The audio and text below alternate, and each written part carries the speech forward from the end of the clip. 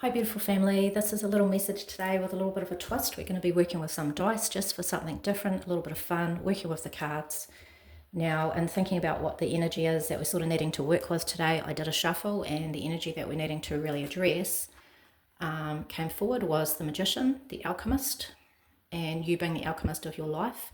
And the Nine of Cups, it's about feeling full, it's about that celebration of, it's the wish fulfillment card. So this is sort of the energy of how we create. And so when you think about wishes, first you've got to stop and pause and think, what do I wish for? What do I desire? You know, and do I believe in myself to be able to be the alchemist, to be the magician of my life? I want, what do I want? What do I wish for? And how can I set that into motion? How can I believe and be the magician and utilize all the tools that are there available and ready for me? At the ready for me to pick up and utilize to create the wish into action and having it here in my hands, seeing it right through from the intention, the dream, the wish, the desire, putting it into the action form and having the faith and belief, and then it coming right into fruition where you have the harvest of that. So, do you believe that you are the magician of your life, and can you put that magic into action? So how do we do that? How do we be the magician of our life? So when we think about the magician, setting forward those intentions, dreaming, having wishes, dreaming the intention into action and into form, and believing that we are the capable magician within our life. So what is the message around this energy of us being the magician? How do I utilize to be the magician of my life and bring it right into form to the best of my capacity for my highest purpose?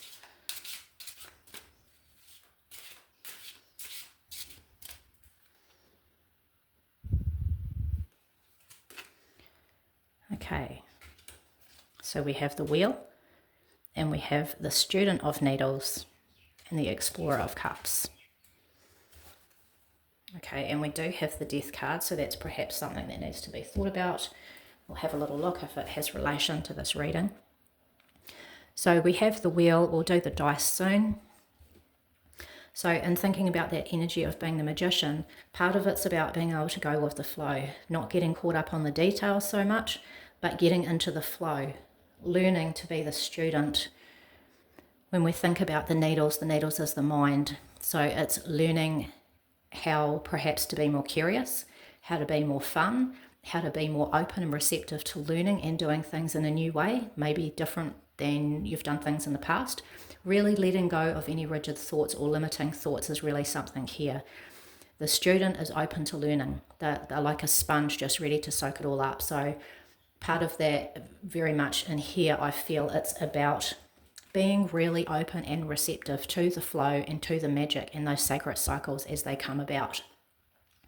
The more that you can be open and ready to sort of receive and be curious and thinking about the wonders and all of these different things, the more open they are to be able to come in like that wheel flowing. So there's a real calling to be curious and to be fluid instead of being rigid, and whatever's happened in your life, no matter what that is, it can create limitations in what we believe can be possible and what we believe we deserve.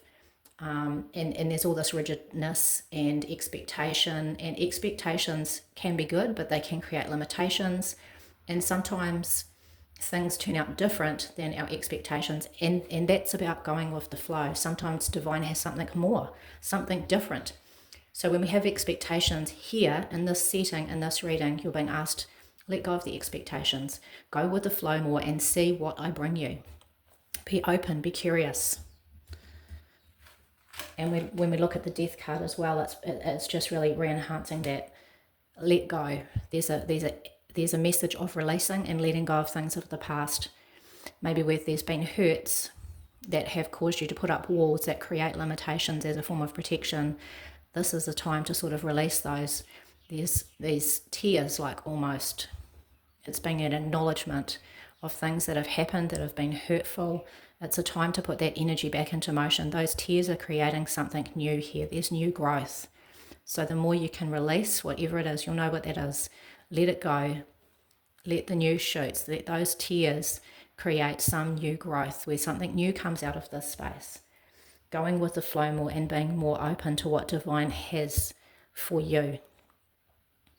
So it's learning to be proactive like the magician, but part of that proactiveness is trusting the process and having hope and faith and releasing what isn't serving you well anymore, what's needing to be acknowledged and released, and being open and curious and approaching with a curious perspective and a curious energy. This is a time to be the explorer of cups, the explorer of love, the explorer of new emotions, the explorer of where these shoots, what can happen, where's the growth, the explorer of what this can grow into and be. So it's being the explorer, being ready to adventure, being curious, and being in the fluid flow, trusting the divine has your back in these sacred cycles and going with it, not worrying about the details or the expectations, limitations, timelines, anything like that. Just being open, adventurous, curious, the explorer, and the fluidness. And now we'll just do a little dice and we'll just see what comes out from here, which I haven't worked a lot with these dice. So we'll just see, very intuitive little reading. Okay, so we have the light bulb, we have a bridge, we have fear here. So maybe there's a fear. We have adventure. It could also be exploring. And it's sacred space. So maybe it's about creating sacred space for yourself. This is very sacred. When you think about the pyramids, they're very sacred. And we have this blossoming. So from the releasing, we have the blossoming of something new. When we think about this releasing and the sacred wheels, sacred cycles, there's a turning point in your life right now. Things are changing. You're in a new beginning stage. And from this, if you can really go with the flow, and not try and hold on or worry about the details of how that's going to look, you're going to have these beautiful blossoming flowers, this growth. There is growth here. There is beautiful growth. So just create sacred space for yourself. Remember, when you're open and curious, that's creating a sacredness every day. It doesn't have to be mundane. When you look for the magic and you're curious, that's creating a sacredness within your everyday. Don't be fearful. This is a time to have trust. This is a light bulb moment. This is a new beginning. This is absolutely new beginnings are on the horizon for you with the wheel. You are on a bridge, walking over the bridge from the troubled waters and over into something new. And this is the explorer. You know, when you think about the explorer, they're not fearful. They're not fearful to brave over those waters. They are the explorer, ready to go on that adventure.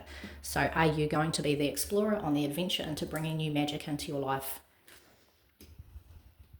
Okay, I hope this was an interesting little message for you. I'll just turn that around so you can see it a bit better. Just something different. Remember, you are the beautiful magician. Set your wishes forward. Know that you're in a new place. There is new currents, new cycles coming for you, and there is new growth and opportunities. Remember, every day you are sacred. Make your sacred space. Make your life a sacred living breath within all that you do, with the curiosity and the wonder of the child and the explorer of filling that cup, filling your heart with wondrous joy that's all around you. Okay, much love, beautiful family. I hope you're having a beautiful day.